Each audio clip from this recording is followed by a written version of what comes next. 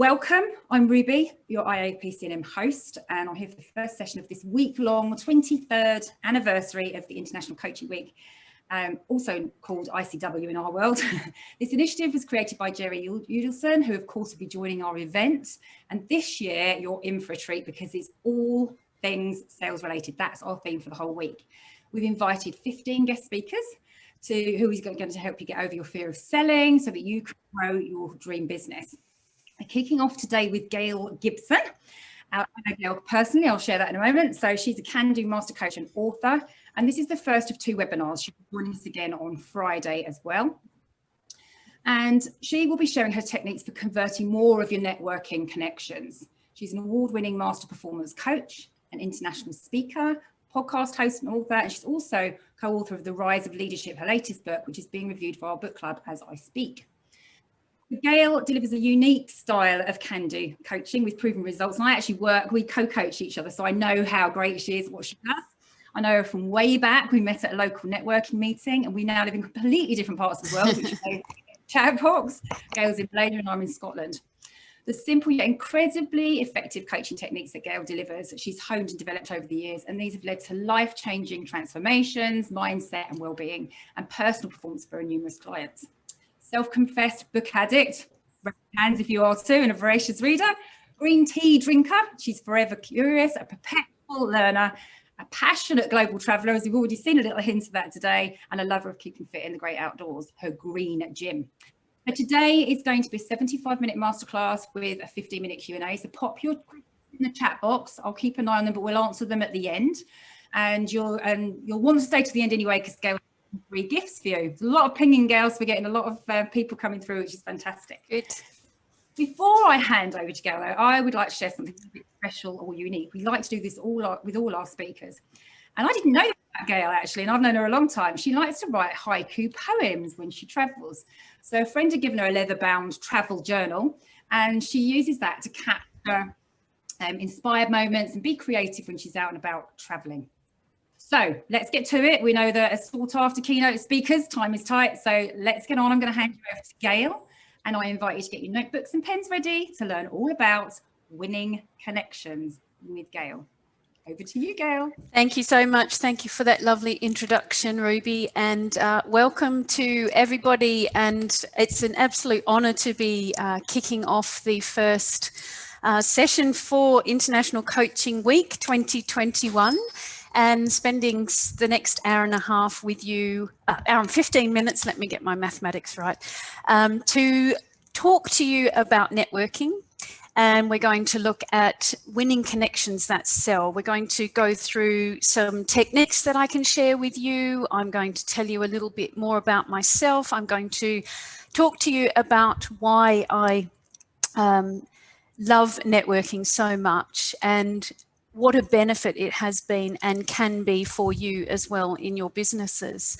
So let's get started. So today, those 3 objectives, we'll just go through those for all of you. It's about boosting your confidence so that you can network and create some impact when you do meet people and talk to them. And I think that's one of the things that I will talk about as well, how I developed a lot of confidence in myself and also my business. The more that I went networking and the more I connected with people, the more I had conversations with people, and it creates a lot of impact. When you're confident, you create impact when you talk to others.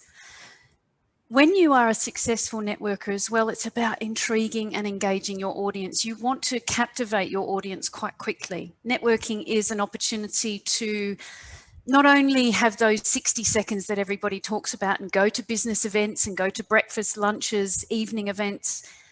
It can be as simple as having a conversation with somebody that you speak to every day. What is it that you say and how do you say it that creates a bit of intrigue? It gets them interested in what you have to offer, and it really engages with them so that they think, I want to find out more. I want to talk more to this person and find out how maybe they can help me, who they can connect me with, or how they can deliver a service to me directly. And the third objective from this morning's session is also to talk about you speaking with your own unique voice. Now, it's something that I will talk about shortly, but it's really important to remember that you want to speak with your voice. It's your brand, it's your story. You have your personal reasons why you want to be talking about your business. How are you different than other people? What is unique about your business? And when you talk about your business, you want all of that to come through. So it's your chance to share a story that nobody else can share, because there is nobody else like you. And you need to be focusing yourself on remaining true to yourself, remaining unique to yourself, and talking about your brand from yourself. So who am I? I know that Ruby introduced me to you all and said that I am a passionate global traveller. I am a performance coach, an international speaker, podcast host, and twice, almost 3-time published author. Ruby and I have been co-writing a book over the last almost year, I think. We're going to be launching our book, which is all about how to maximise your menopause for working women. And we're going to be launching that in June or July time, if we can stay on track with our writing that's going on at the moment. But I'll just give you a little bit more background about who I am and where I've come from. So I was born on the sunny shores of Perth, Western Australia, and I was educated there and grew up there, went to secondary school, and then went to trained to be a school teacher, a primary school teacher at university for 3 years. I then took flight, and I have actually never been back to live in Australia, bar a short period of time when I went back for family reasons. So I left Perth in 1991 and moved to Vancouver. So I went to explore on my first journey abroad to beautiful Vancouver in British Columbia. And I worked as a nanny, and I looked after a family and their 2 children. And then I decided to go back to Perth for a short visit. I stayed there, and I then met my husband, and we were working in the same place in a restaurant together, and we embarked next on what has become almost 30 years of traveling the world together. So we got married and we took a trip. We actually had 3 months honeymoon in Africa. So we backpacked our way around. We took a one-way ticket there, and then we decided to go to the UK. The UK then became my home for the next 23 years, and we lived in beautiful Wiltshire, on the edge of the Cotswolds, surrounded by all those beautiful fields. For those of you who know that part of the world, it is purely a beautiful location. So next stop for us was Malaysia. Now, we've been travelling on our visits back to Australia to see my family, and our global travel passion, moving backwards and forwards between Malaysia and the UK over many, many years. And we decided that we wanted to make it the place that we spend some considerable time in. So we've been here now since 2018, and living and working and building my coaching business here and exploring this wonderful world, albeit trapped somewhat and rather flightless for the last year and a half, as we all have been going through the current pandemic. So in my performance coaching, I've been coaching since 2007, and I have developed my own brand of performance coaching over many years of learning, constant upskilling, constant reading, and have taken elements of my coaching and then use those as speaking opportunities on stages across the world. I've spoken in Dubai, Abu Dhabi, Australia, the US, and in Malaysia. And then I decided to set my own podcast up, and I talk all about one of the approaches that I have in my coaching business, which is the can-do approach. So my podcast is called The Can-Do Way, and on that show I feature people from all over the world who have a strong can-do mindset, people who have stories of resilience, success, and growth to share. And as I said before, I am the author of 3 books, 2.5 books, should I say. The first one is Making Connections, which is all about networking, which I'm going to tell you more about shortly. And then my leadership book, The Rise of C19 Leadership, and then our third book, which is our menopause book, to be published later this year. So I love to read, write, coach, travel, and particularly get outside and walk in nature. It's that headspace I need every day, and it really restores me and resets me, and I am able to live my intention for the day. I'm a very curious person, and I think that is one of the things that has ignited my passion as a coach, and I'm always curious, and that leads me into networking as well. You have to be curious to be a networker. And that might sound like something I'm saying you need to do, but it's something to think about developing in yourself when you want to meet people, when you want to connect with people, when you want to get to know people and you want to know more about people. Curiosity is such a powerful tool, and it can open up some of the most incredible conversations and relationships and business opportunities that you can win as a result. Through my years as a coach in my business, I have created my own can-do approach to coaching, which is a three-part coaching offer where we look at purpose, we look at meaningful work, and then reaching personal best. So 5 of my favorite things that I just want to share with you here, just to paint more of a picture of who I am. I am somebody who walks every day, and I set myself a challenge for 2021 to walk 10,000 steps before 10 a.m. every day. Now, living in Malaysia, I have the opportunity, the weather is almost exactly the same every single day. We live 2 degrees above the equator, so sunrise and sunset is exactly the same time every day, and the weather is usually 30 degrees or more each day. My favorite time of the day is sunrise because it's about waking up, it's about new beginnings, and it's a new opportunity to, as I said before, reset myself and set my intention for the day. It's a very powerful part of my day, and it really does get me focused to really live my purpose each day. I adore green tea. I probably can drink it until the cows come home. I can never get enough of the stuff. And hand in hand with green tea comes one of my favorite Chinese meals, which is dim sum, and we are fortunate to have many wonderful little dim sum shops around us here, so we can enjoy those delights all of the time. I'm a keen tennis player and love watching tennis. I've been playing tennis since I was very young, and my husband and I play every week and have a bit of a rivalry. One of us wins one week and the other wins the other week. So it's something that one of my favorite sports in the world.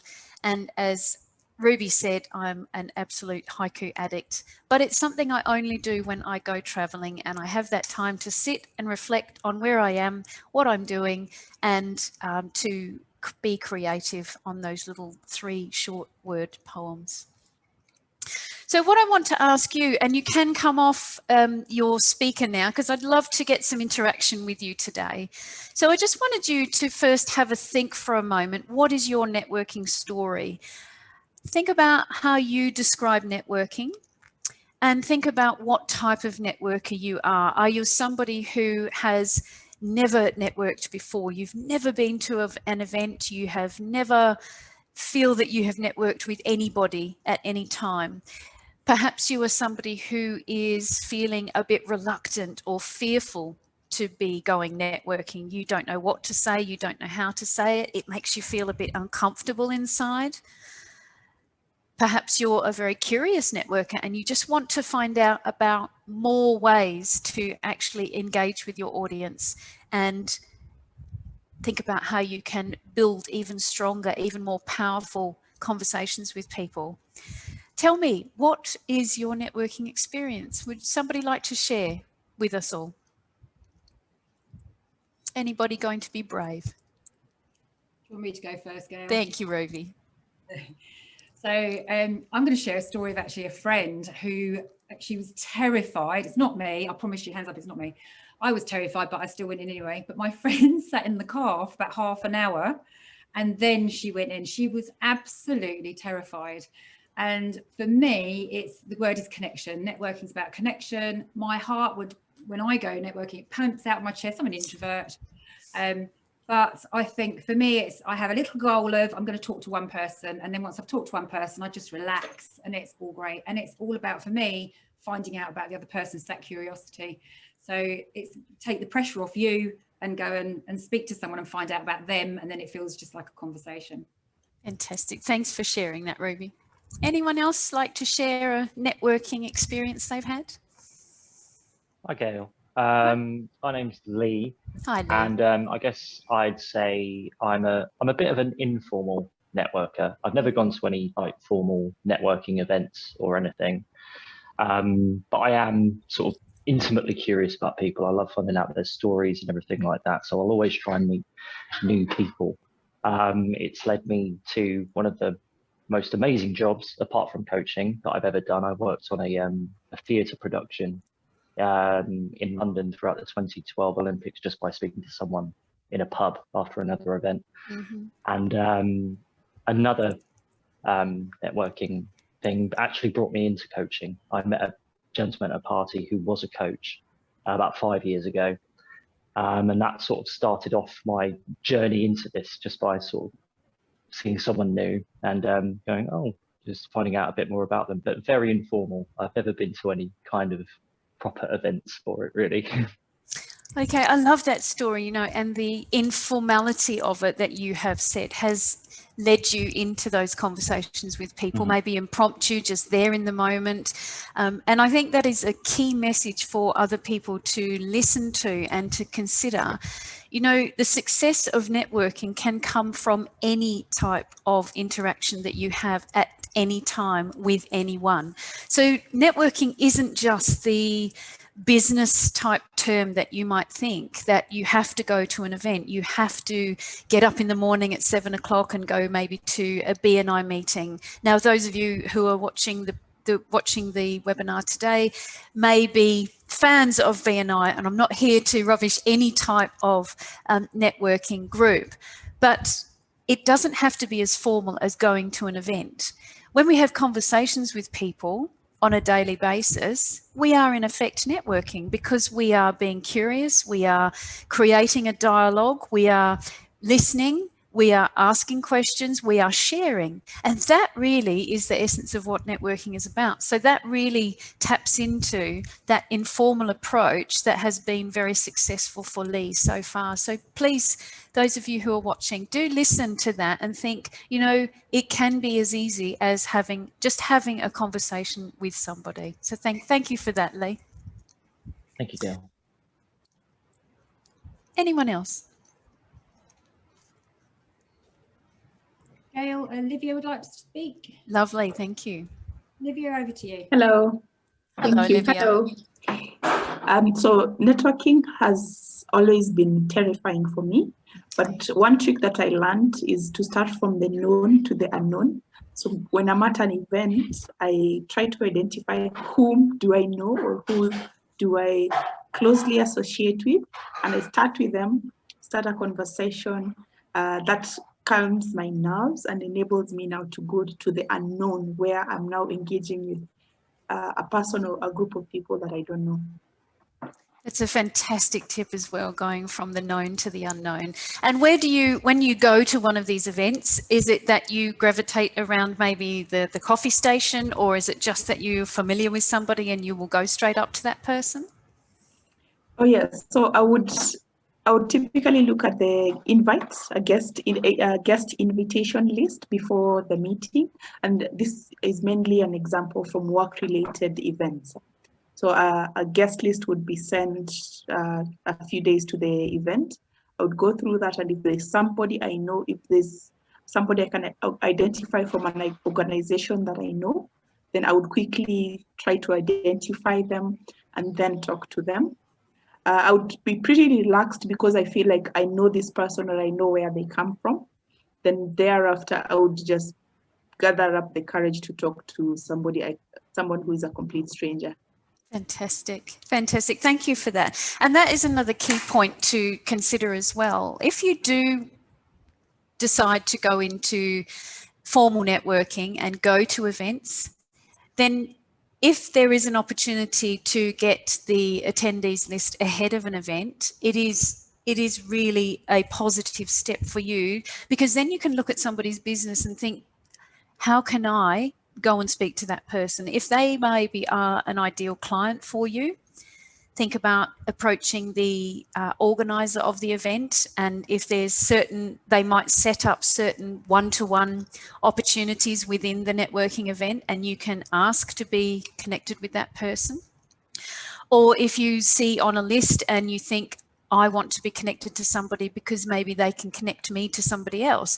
So when you can look at that list and you can look at it in a very broad view, you can see who you want to work, who you might like to talk to, and you can set your intention. As Ruby said in her introduction, it was she just wanted to talk to one person. That was her goal for that session. But it's really good idea to think about, why am I going to networking? What do I want to achieve from it? Who do I want to speak to? Who do I want to be connected with? And then set about putting that into play, if you can, before you attend the meeting. But if you can't, when you get there, the person that you can approach is the organizer of the event. And if there is somebody specific, or if you are feeling a bit uncomfortable and you don't have the bravery maybe to just step from that known to unknown yourself, ask the organizer to take you to a group and let you settle into that group as well. But thank you for sharing, Olivia. Do we have one more person who'd like to share their experience, or just to share with us whether you feel that you are an introvert or an extrovert, or whether you have or haven't ever networked before? Yeah, I'm happy to share. Thank you. Hello, Ellen. Hi, I've done lots of networking over the years, and in fact, I'm quite kind of an extrovert to a degree. But I always used to think, I'm just going networking. It's like going to a party, but without the alcohol, especially if it's breakfast networking, although in the evenings, occasionally a glass of wine, which I would avoid actually. But what I often struggled with, if I got to an event a little bit later and everyone's in really established groups, how to break into a group, you know, so even for someone who's more extrovert, I would find difficult.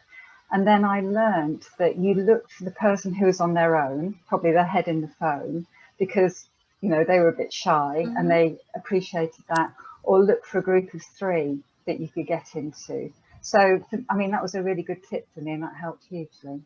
Fantastic. And that, again, great advice to be sharing with others who maybe haven't dip their toe into networking, because, you know, when you do walk into a room full of strangers, when you're at the beginning of your networking journey, it can be extremely daunting. And just knowing who that first person is to go and talk to, you know, one of the things that I used to do when I first started was I would go to the coffee station, because chances are somebody was lined up pouring themselves a cup of tea or coffee, and you could just engage with them there and then, even if it was something as simple as, did you have a good journey here today? Just something to break the ice. And then before you know it, you start having a conversation with somebody, and then they might say, oh, would you like to come in and have a chat with the group that we're in?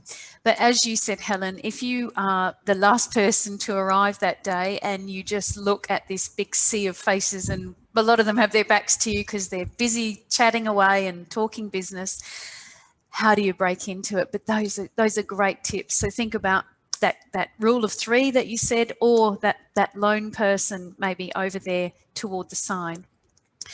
Thank you for sharing. Those are very those are face-to-face networking experiences that are fantastic to hear. So in today's world, we have a lot more online networking. So just like this webinar, this may have been offered in other times in a physical presence. So what are people's experiences of online networking now? And is that different for you to be able to talk to somebody on camera?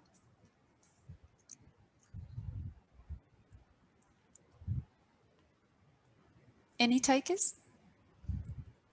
Come on, you know you want to. Hi.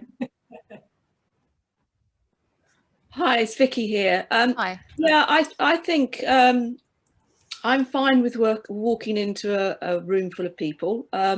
Feel the usual anxieties and nervousness, but that's fine because I am curious about other people. Sometimes that works for me and against me. But doing it on Zoom, I think it's more challenging because you're not seeing the whole person. You have no idea what their background is or what they've been doing. We're in a mass room. We can't go into groups unless someone does something about breakout rooms. So I think it's much more challenging. Yeah, and some people are shy. They don't want to come out. I completely agree with you. I do, and a lot of people, because of the mass faces on screen as well, a lot of people do keep their cameras off, and so they're not always engaging, and you don't get that same rapport that you can build when you're talking to somebody face to face in a physical situation. Thank you for sharing that. Absolutely. Just one more from someone in the room. Hi. Hi, Regini. I've been to a few online networking events, and it is that fear of, you know, when you're in a big group, you can be quiet, but then when you go into the breakout rooms and they tell you 2 minutes to share whatever, it was tricky at first, but to be honest, by the time, say, I think I went to one online event, and by the third time, it was just flowing.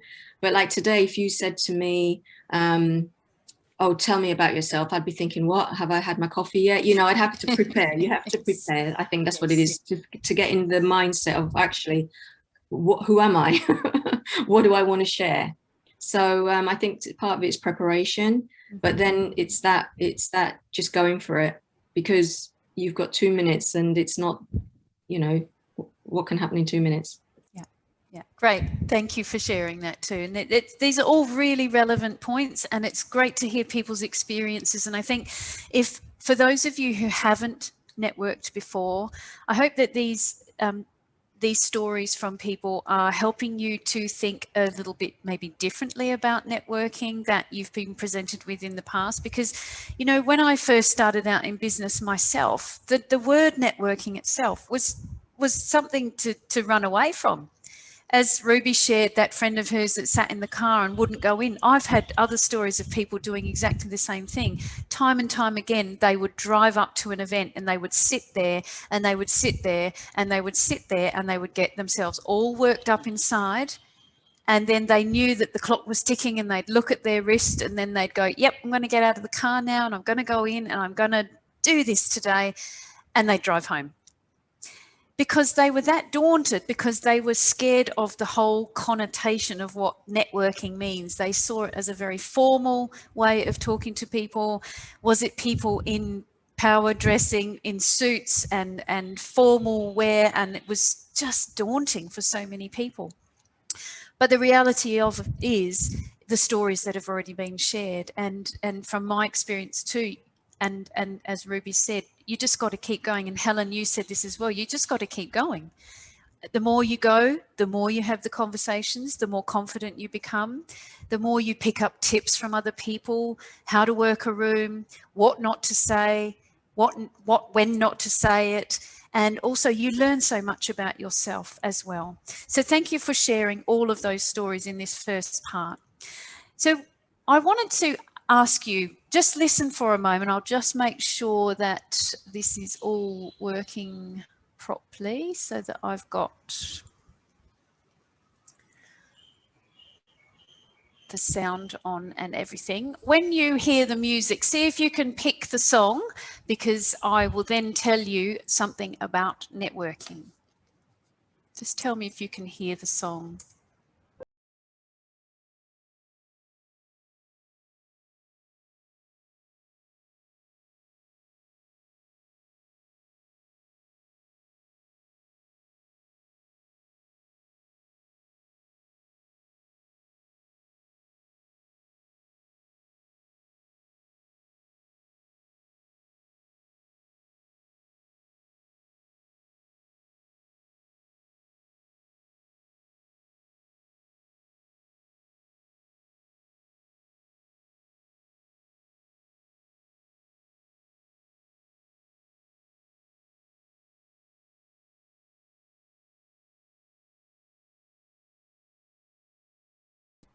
Who got that one?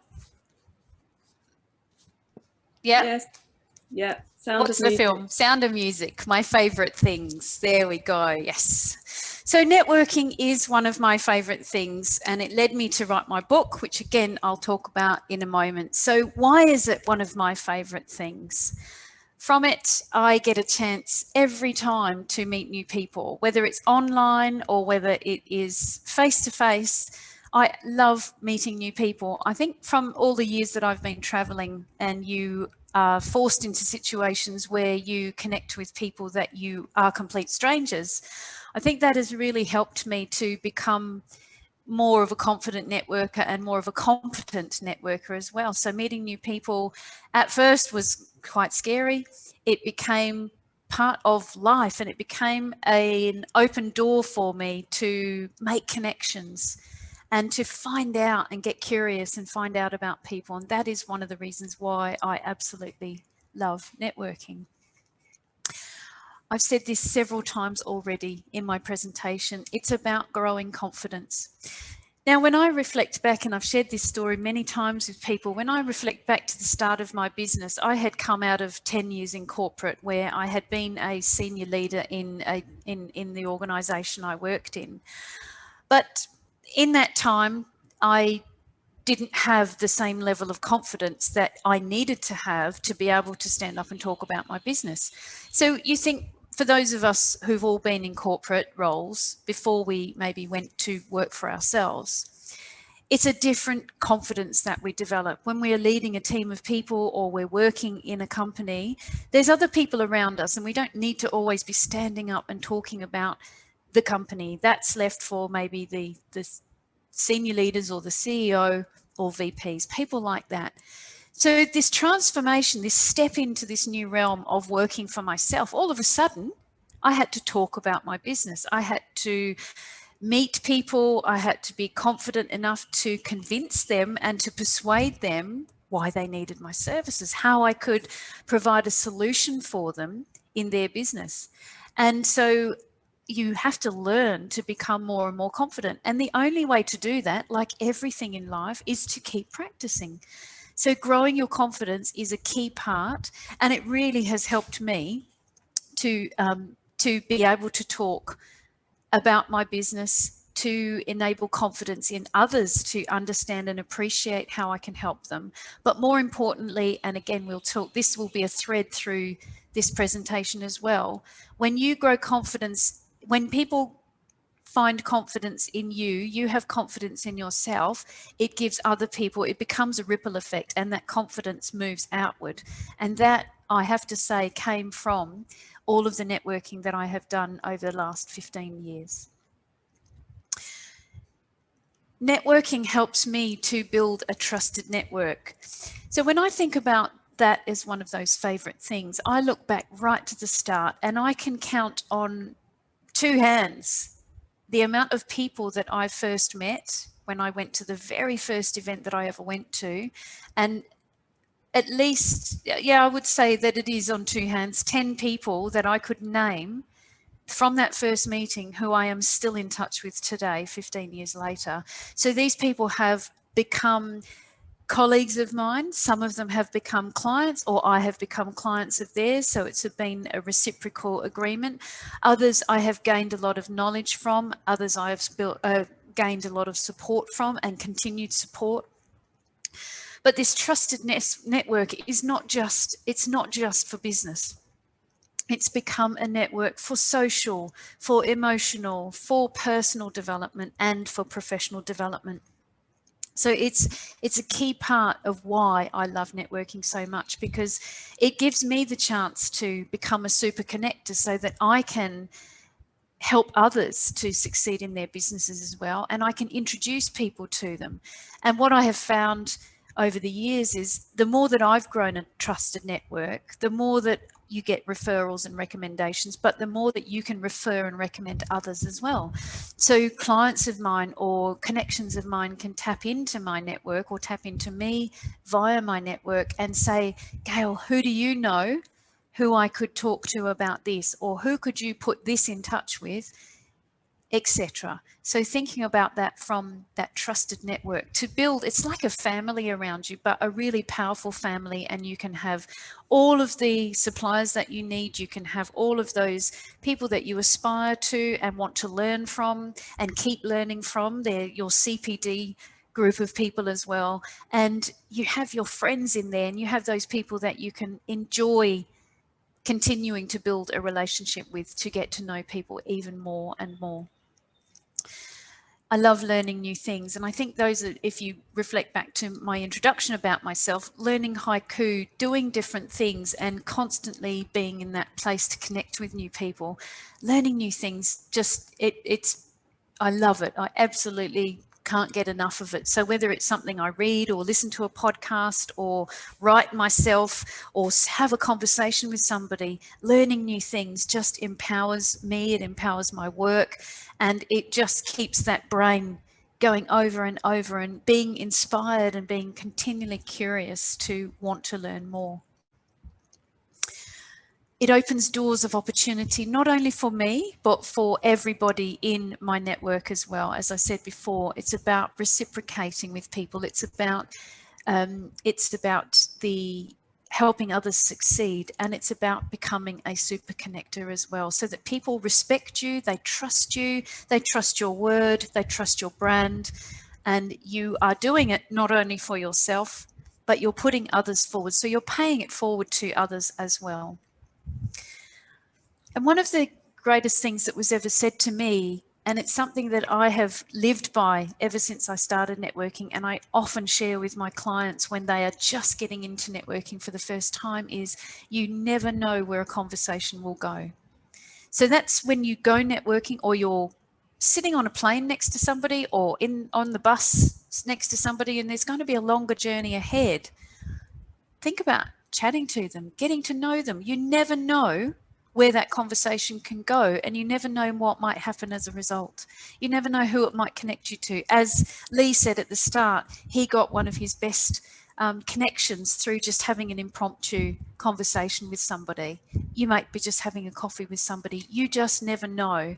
But keeping an open mind and approaching networking that way, I would love to see that you think about these as becoming your favourite things to do with networking as well. Meeting new people, growing in confidence, building a trusted network, learning new things, opening doors of opportunity for you and other people, and allowing your conversations to flow. So in 2009, I'd been in business for 4 years, and I decided to put together my first book, which is called Making Connections, How to Network Effectively to Build Better Business Relationships.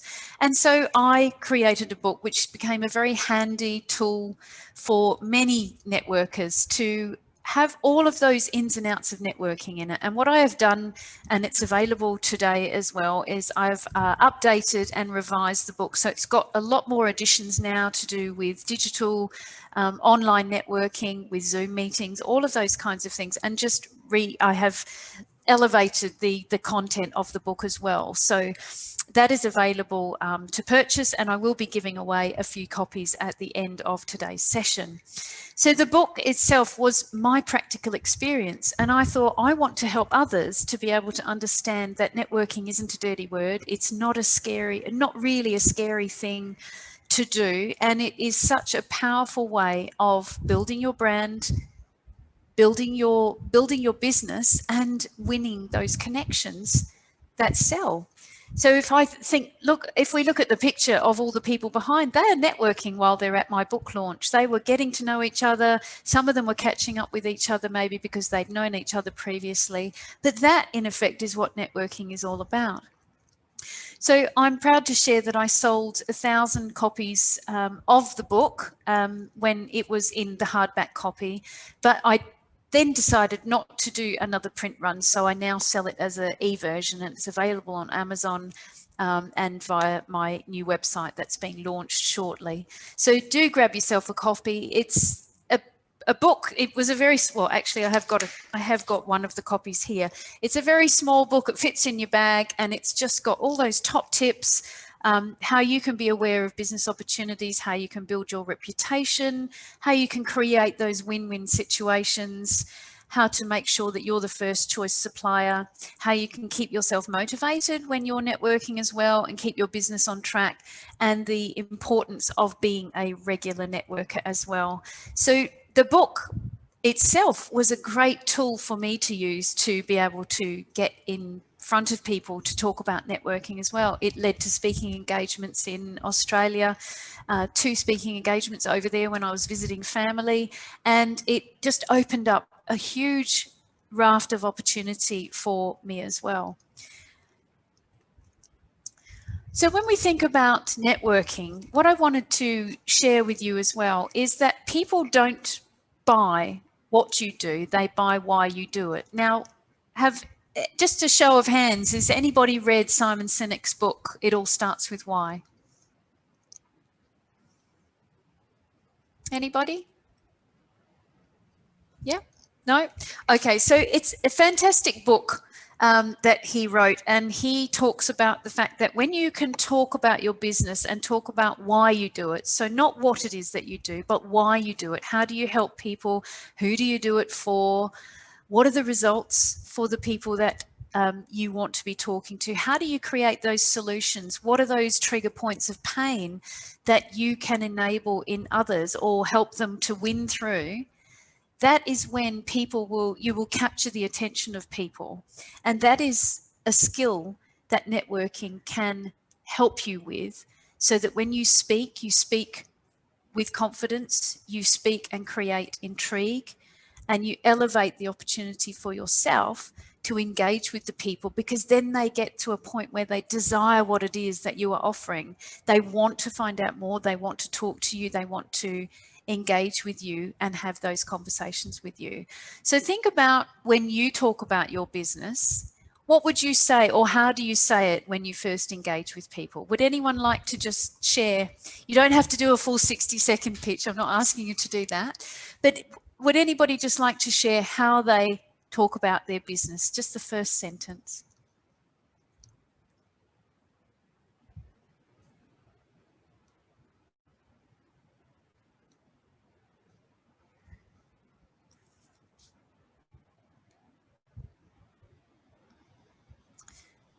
Not had enough coffee this morning. Hi there, I'm Caroline from Edinburgh. Hello, Caroline. Hi, I focus on careers coaching, so I would normally introduce myself by saying my name and say that I was a careers coach, and then give people a very short background to let them know that I've got some experience in careers coaching and helping people develop their skills.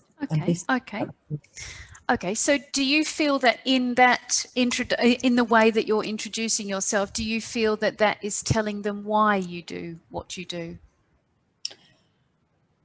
Does it? I'm not sure if it does. Okay. Can you tell me why you do the career coaching that you do? What's your passion behind it? What's the purpose that you are wanting to get across to help others with? Because I really love working one-to-one with people. That's why I got, when I trained as a careers guidance practitioner, I knew straight away that I wanted to work with adults. I didn't want to work in schools, but that was the natural path to go into when you trained as a careers advisor. But I very quickly went into adult careers guidance because I really love working one-to-one with adults. I don't know about the rest of you hearing that then, but I think that's a wonderful pitch that you just shared then. Thank you. And that said to me what your why was. It didn't say, it still talked about the fact that you deliver yourself as a career coach, but you spoke from the heart and you were talking about why you do it. And I loved the little background story about what got you into it in the first place, and you trained and you thought the natural progression was going to be in education or with children, but you worked out for yourself that you really wanted to work with on one-to-one basis with adults. Yeah. So think about that's a brilliant example, and thank you for sharing that with everybody on the call today. But think about, what is your why? Why do you do what you do? And it is the thing that people will buy for everybody thinking today. Many of you are coaches like myself, but why do you love to coach so much? Why do you love to do, or what is your purpose behind the type of coaching that you do? Whether you work with young people, whether you work with career, whether you work with leaders, whether you work with executives, whether you are a life coach and you work with people who've gone through some kind of trauma. Why do you niche yourself in that type of work?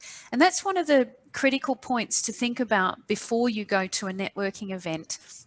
It's very important that people understand what it is that you do, but when you can get your story across and talk with passion and purpose about your brand, you gift your audience the chance to really engage with you on a deeper level. And that is the success of those winning conversations with people. If you can catch them on that first go, and you can get them into a position where they just go, I want to talk to that person more. I want to talk, or they can say, I know somebody who I could introduce you to. These are these golden moments in networking that can just capture people's imagination, and they can catch the work that you are looking to do, or the people that you want to be introduced to as clients or for collaborative reasons. It can open up those doors to you. So think for a moment, all of you. I'm just going to give you a moment to write down, and you don't have to share this with everybody, but just write down why you do what you do. And it's something you can take away and craft later on or use during the week. So just a moment or two to write down why you do what you do.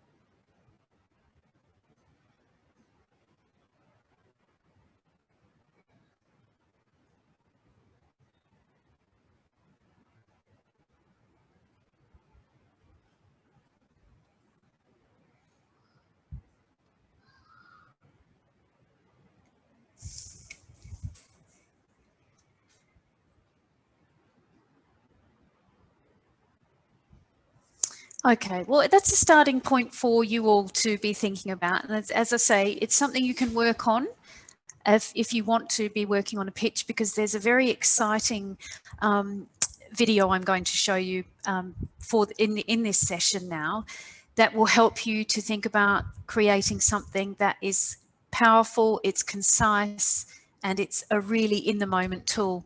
But before we do that, I want to just talk you through how not to network. So we've heard some really good stories today already about how to network. But one of the first things about how not to network is just to do all of the talking. Now, we've probably all been to events where, or been online where somebody takes the stage and doesn't stop talking. And I know I have been involved in conversations at the start of my networking experience where people just talked at me the whole time. And I never got a chance to even ask them a question or to find out. They didn't get a chance then to find out anything about me. And I was thinking, oh, is it me? Am I not being confident enough to interject and ask a question? But what it was, there are some people out there who just like to talk about themselves all of the time. So that is one of the things that you don't want to do when you are networking. And I will talk you through the opposite of that in a moment. So don't do all the talking, think about listening. What we see here is a beautiful fruit tart on the page. Now, when I first started going networking, I was very quick to realize there were certain people who were networking tarts. Now, these people would turn up at networking events and they would fly in and they would scatter the room with business cards, and they didn't have any purpose behind their networking other than to just flip their way around and get an opportunity to get as many business cards from people as well, so that they could just fire emails out to them.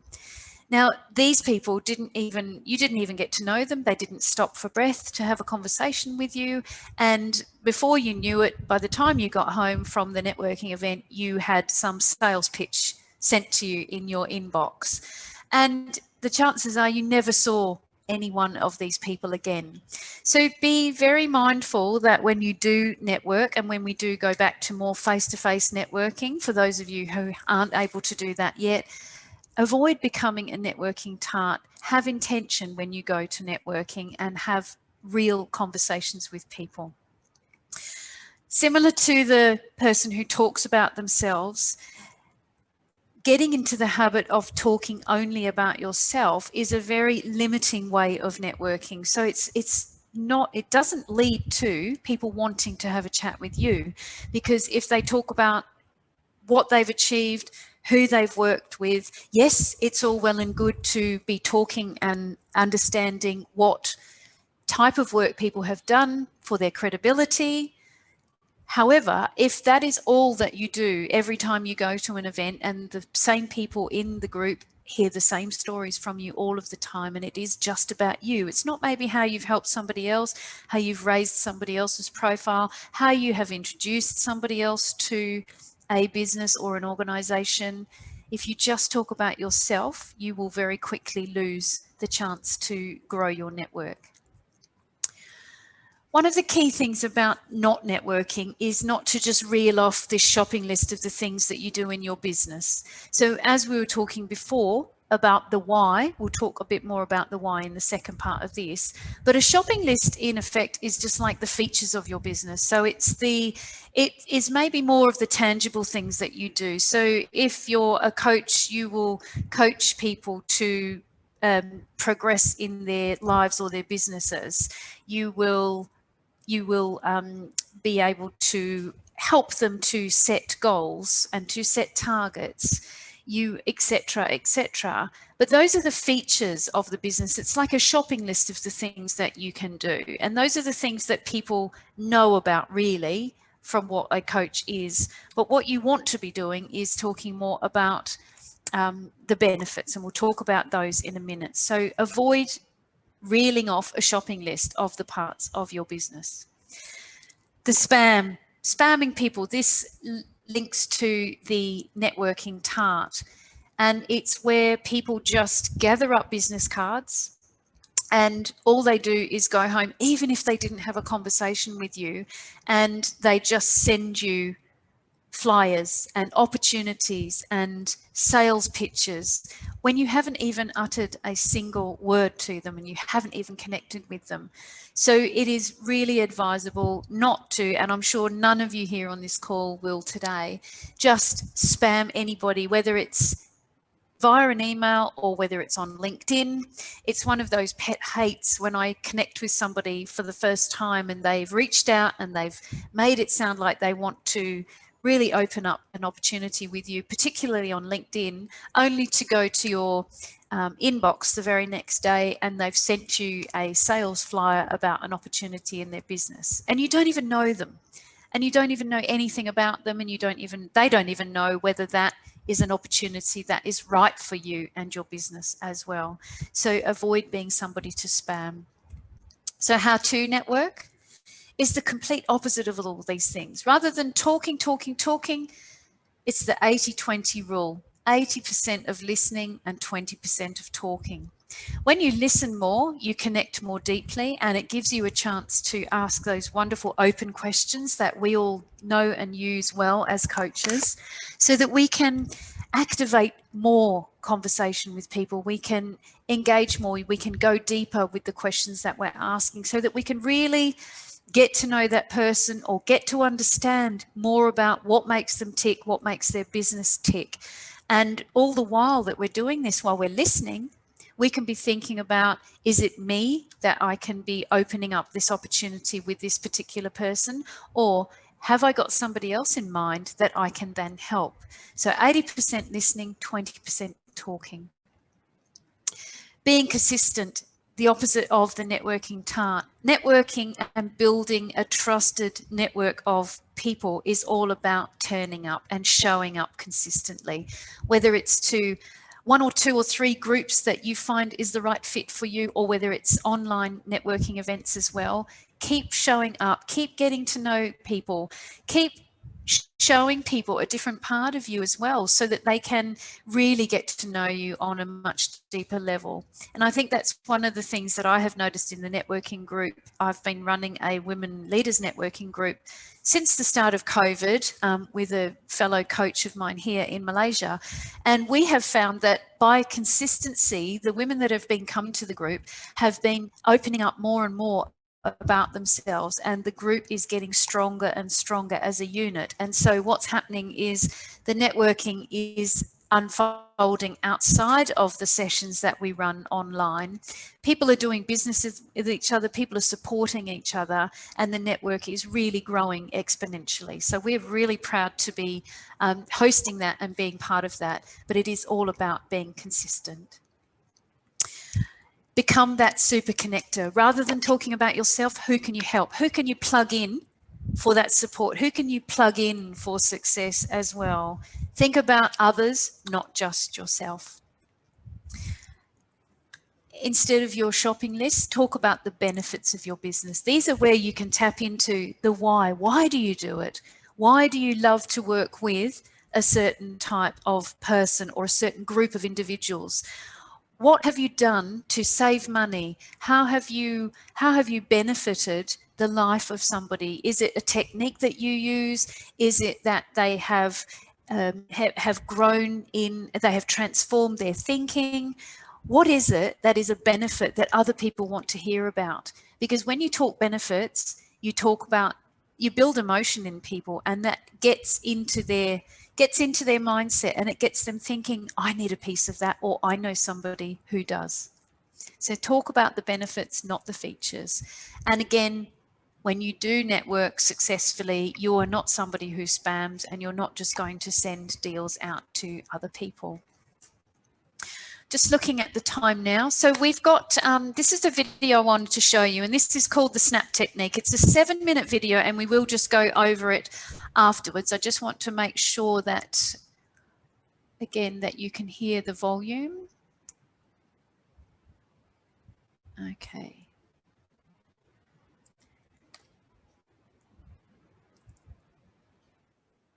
Can everybody hear that? Thank you, Rana. I had a dream. I wanted to travel the world, run my mouth, and autograph anything. I wanted to inspire people. I wanted to change lives. And literally, I knew I had a gift, but I needed skill set and talent to couple with the gift. I needed contacts. I needed connections. And I learned this technique years ago, and I have been using it ever since. And it literally, this technique alone has helped me to raise over $4.8 million in investor dollars. Anybody want to know the technique? The technique has helped me to add valuable people to my team. It's helped me to really build my business, and my business helped me to transform lives. I want to teach you a technique to make every contact you have more valuable. Every time you open your mouth, people hear what you're about and what you're up to. And so this technique is called snap, right? So it's going to require you guys to really open your mind. And in the moment you guys are going to practice it, you guys are going to be snapping all around the room, and the elevator pitch is forever buried. Can we just agree with that? Like it never worked in the first daggone place, right? So first I want you guys to focus and then do this with me. There we go. There we go. Come on. Snap. Snap, snapatize. To be clear, concise, powerful, and quick would be wise. Snap, snap, snapatize. To be clear, concise, powerful, and quick would be wise. These are the guidelines. Why would I have you do that? Because later you're going to be networking and you're like, what did she say? And you're going to remember it. So snap is a technique you can use to really elevate the path of connection and to increase the value of the contacts that you get. So when you look at the power of Snap, Snap has a technique that nothing else has, super networking at an accelerated pace. So we're going to replace the elevator pitch with Snap. Now, from this point on, I want you to always do a Snap. So the benefits of Snap, it's a faster connection. You obtain more valuable contacts. You replace the boring elevator pitch. You talk about your results. I really want you to do it in 60. Newbie, and then once you have advanced, you'll do it in about 45 seconds. Watch, I'll show you how you can do that. You speak more to the wins or the results. Say results. The results that you create in the world versus the process. Most people want to talk about what they do. Whenever you hear someone tell you about what they're up to, they're going to tell you what they do. If you want to increase your USP, your unique serving proposition, don't tell me what you do. Tell me the results of what you do. People's listening will naturally shift, and I'll show you how that occurs in a moment.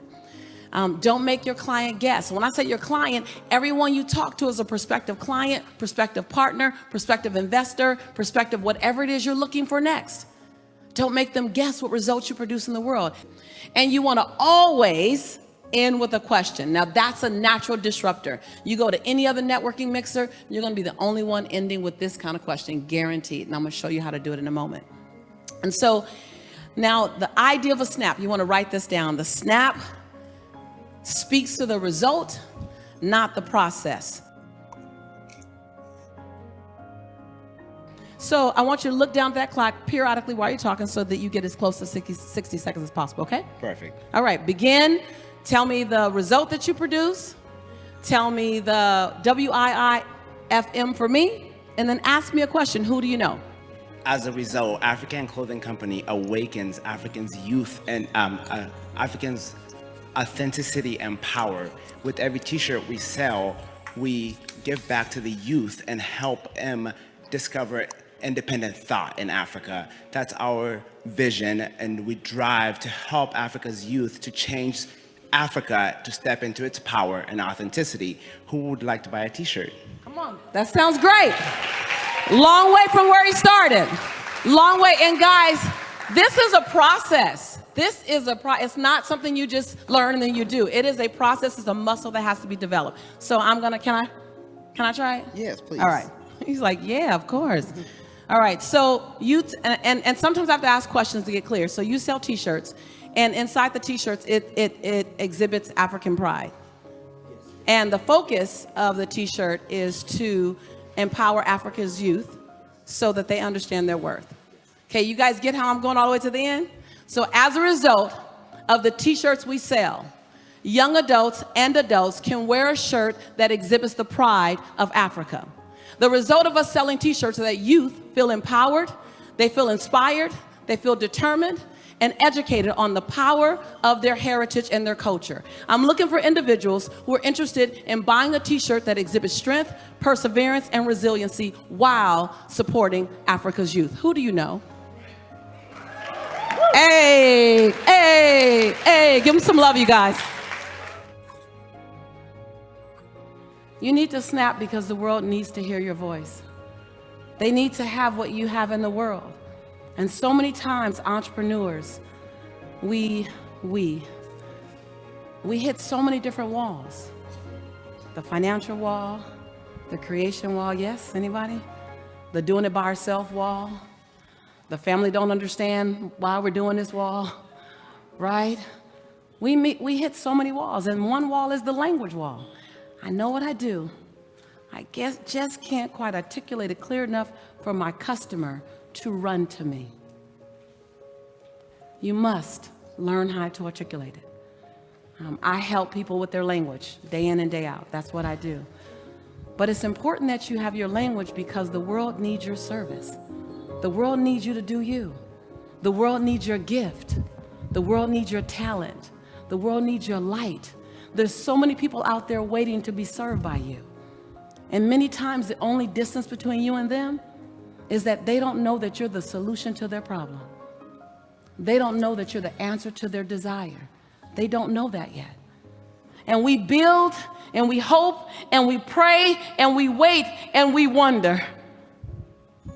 When in fact, it's our job to create such a clear, powerful, impactful piece of language that they know exactly that we're the solution for them.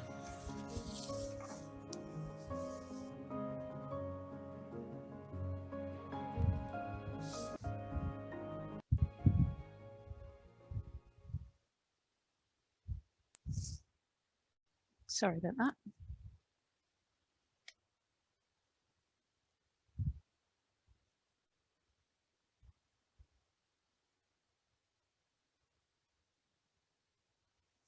Sorry about that. I just lost my screen for a moment.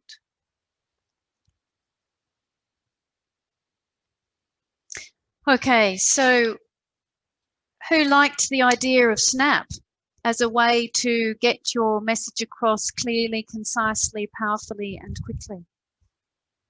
Is it something you would like to have a go? And I'm not asking you to have a go right now, but I came across it in an event a couple of months ago, and I just thought this is a perfect technique for first timers, and it really aligns with what I've been talking with you all about today. So talking about your why, getting those benefits across to your audience as well. So the Snap technique involves all of those parts. So it's super networking at an elevated pace that's clear, concise, powerful, and quick. So what are the benefits of Snap then? I just wanted to go over what she was talking about, and it's an opportunity for you to have that much faster connection. Because it's only 3 parts to it, it is fast, it is quick, but it talks to your client straight away. It gets them to be inspired by taking some kind of action, whether it's for them or whether it's for somebody else. I can't stress that importantly enough, that the way that you speak and the way that you talk about your business and what your brand does to help others is the greatest benefit that you can share. And it is the one way that will really create that intrigue and engagement with your audience. It allows you to obtain more valuable contacts. So again, it's about building this trusted network of people, whether they're suppliers, clients, or connections who can empower you to grow. It gets rid of what was historically known as the elevator pitch, the time it would take to tell somebody between floors what your business was all about. But I think the key that jumped out at me, the benefit is that you are constantly talking about the results of your business. It speaks to the results, not to the process of your business. So rather than the shopping list approach of the features of your business, it talks about the benefits of your business and how you have helped others, how you've enabled success in others, how people have grown as a result, how they have gone on to achieve X, Y, and Z in their lives and businesses as well. These are the results that people want to hear. If someone engages with you and tells you those things and you're looking for that particular opportunity yourself, in that moment, you are more inclined to go and speak to that person and say, I want to find out more. So think about how can you speak to the results, not the process. So we've got this 3-step approach involved in the Snap, which is what are the results, what's in it for me, and as Lisa said in the video, you ask a question as the last one. That's your capture point. That's the engagement point. That is so vital for you to get that next stage conversation with somebody. So through your 3 steps, how can you become the solution to their problem? So I just wanted to share with you my Snap that I wrote down. And I've got a couple of other examples for you. So you can think about your business. Maybe as I'm talking through this, you can think about starting to craft your own. If you think about the why that I asked you to write down before, how can you incorporate that why into your Snap as well? So you can have this and you can start the process now. You can start practicing your Snap. And as Lisa also shared in the video, it's about building a muscle. None of us expect you to go away from today and have the ultimate Snap straight away. But what you can go away with is a starting point of your Snap.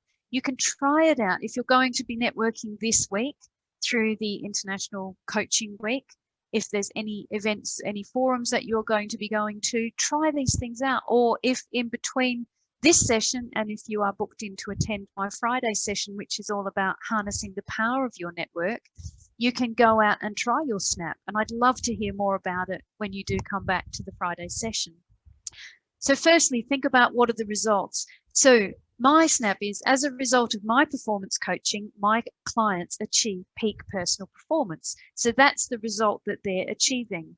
So what's in it for them? What's in it for my audience? So using my can-do approach, I help leaders live with purpose, create meaningful work, and reach their personal best. So those are three things that inspire my audience straight away. Well, I want to learn how to live with my purpose. I want to create meaningful work for myself, and I want to reach my personal best, because when I do that, I can be the best person that I can be. I then go on to say, as part of that, what's in it for me? Each leader I coach benefits from a personalized performance plan that ignites mindset, inspires action, and sustains growth. So these are all benefits of what my business is about. These are my why. These are the reasons why I love to do what I do. And my final question is, who do you know? So let me put that together as one thing. As a result of my performance coaching, my clients achieve peak personal performance. Using my can-do approach, I help leaders live with purpose, create meaningful work, and reach personal best. Each leader I coach benefits from a personalized performance program, a personalized performance plan that ignites mindset, inspires action, and sustains growth. Who do you know? So that's a starting point for me. I haven't tried that out at an event yet, but it is something that I can work on and tweak.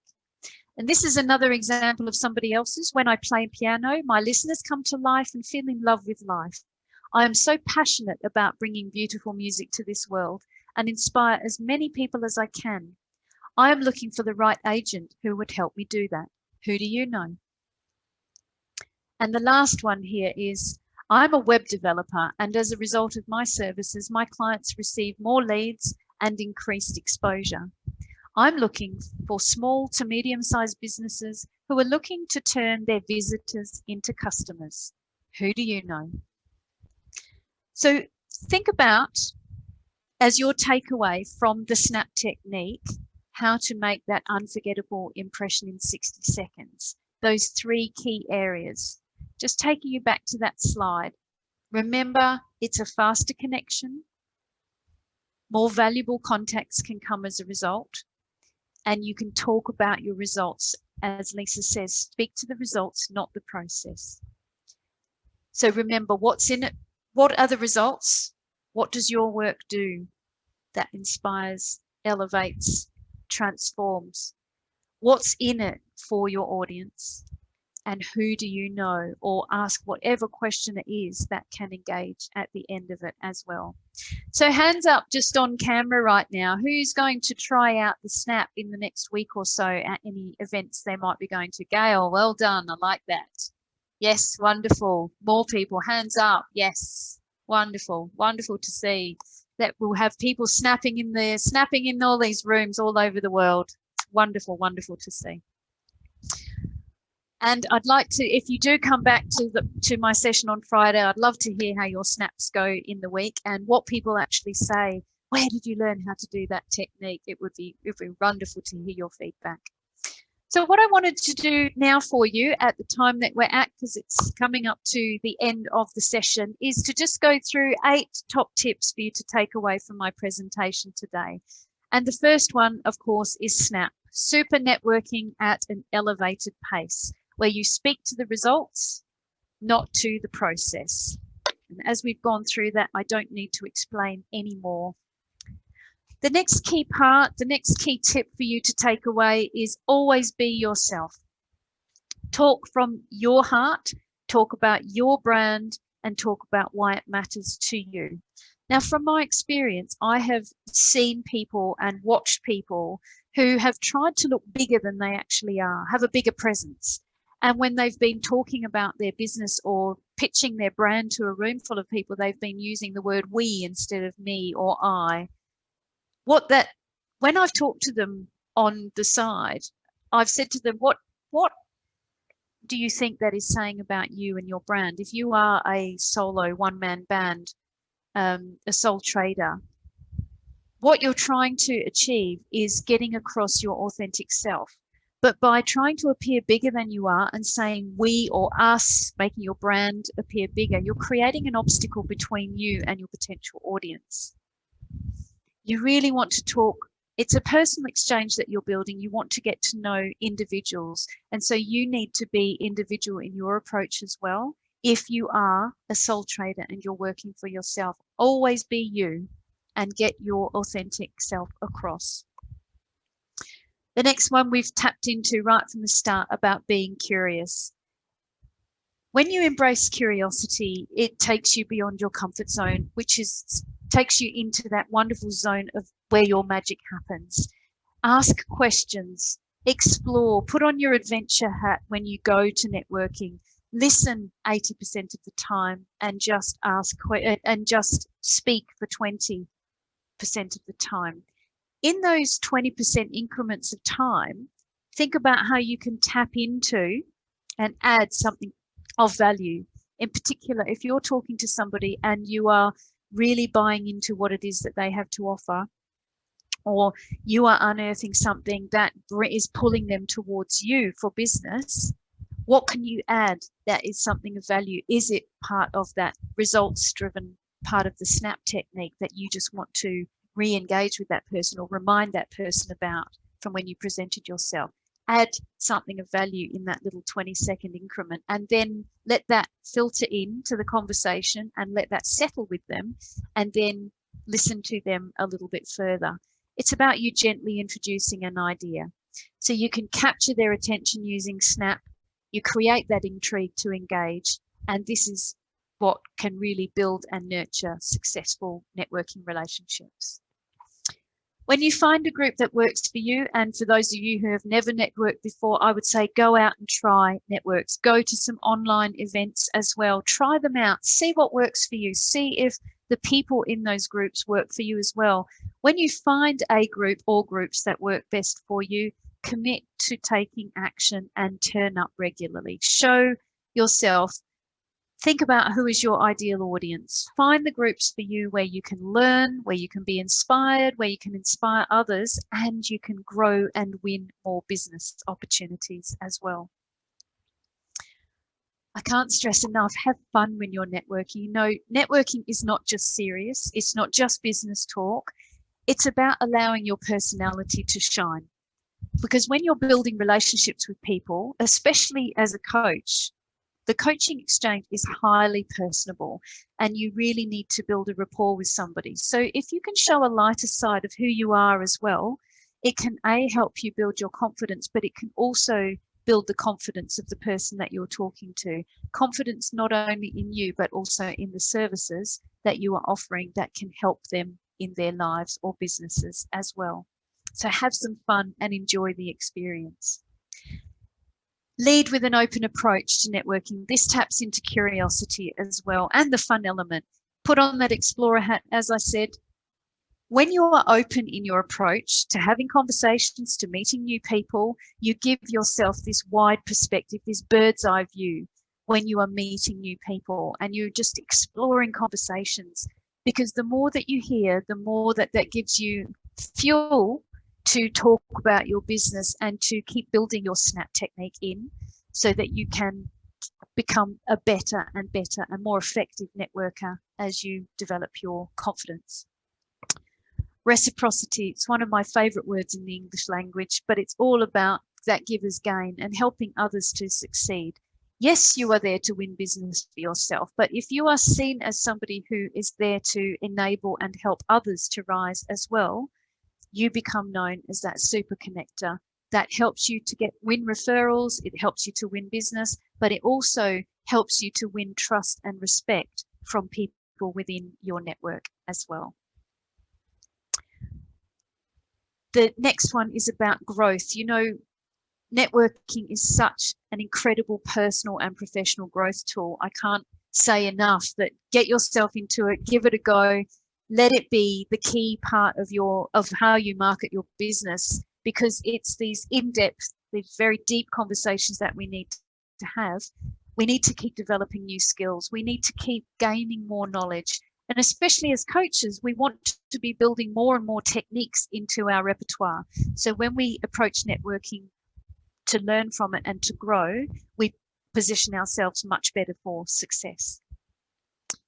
That leads to that final success. And the two things I want to say here is we achieve success when we help others, and we achieve greater success when we are rewarded by winning the business. So think about this final approach to networking. It's like baking a cake.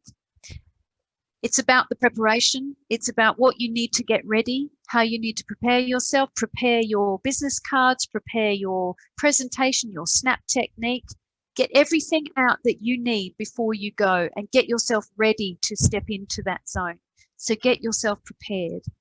Mix with new people, mix with people who are going to inspire you, who are going to uplift you, who are going to elevate you and your business, and who you can mix with to do the same as well.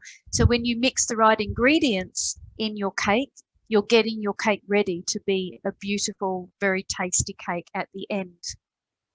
The next part of it is baking. And when we bake something, we put it in for a certain amount of time at a certain temperature, and we allow it to rise. And the same goes for you going into networking. When you prepare with the right ingredients, you mix together the right ingredients, what you do then is you, over time, will bake a cake of perfection. So you will get more and more.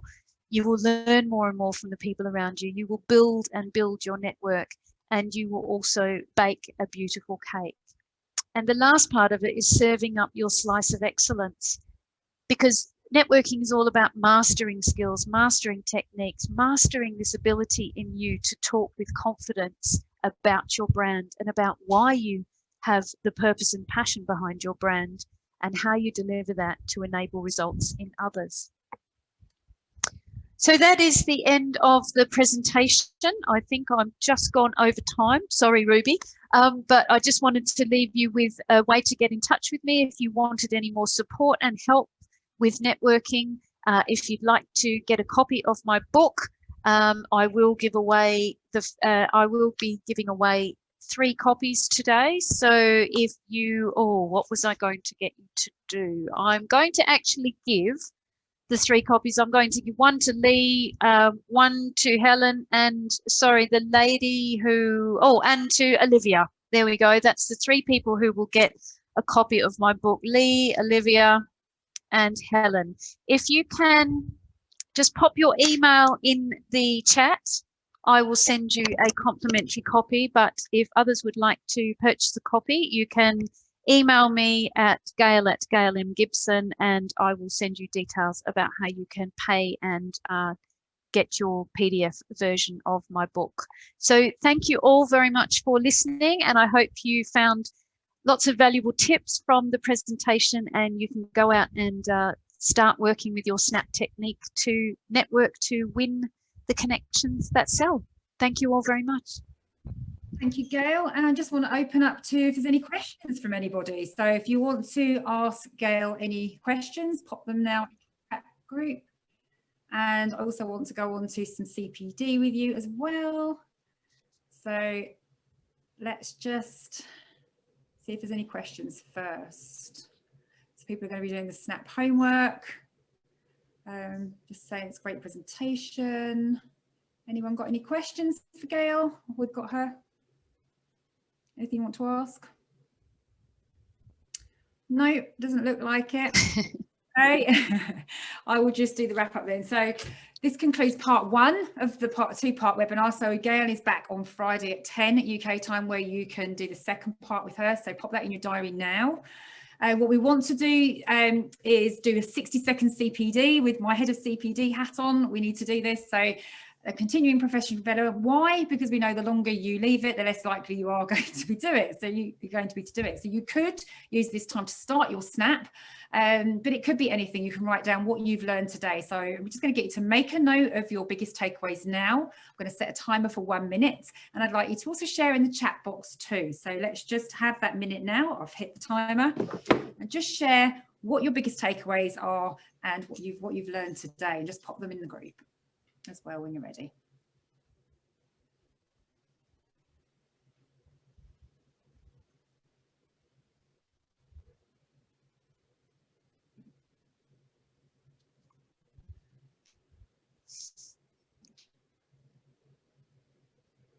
Some great things coming on here.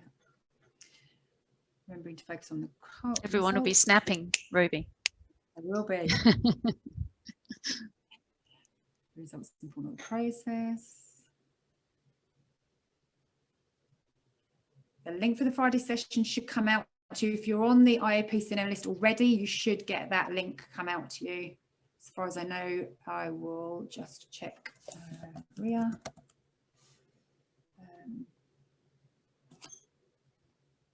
So Ria, if you can just share that, and that's the timer up. So make sure you've got those written down, everything in your diary. And next up, we have Matthew Elwell, who's going to be talking to us about the ancient art of closing. He's at 1:30 today, being hosted by Dawn Campbell.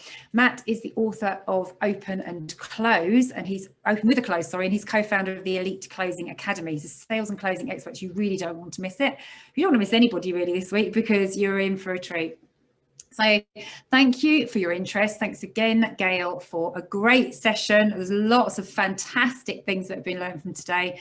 And we really want you to enjoy the rest of your day. I'm trying to find you all, I've lost you.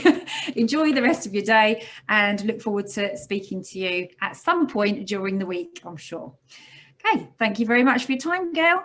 Bye, Thank you. everyone. Thank you, everyone. Thanks. Have a wonderful week.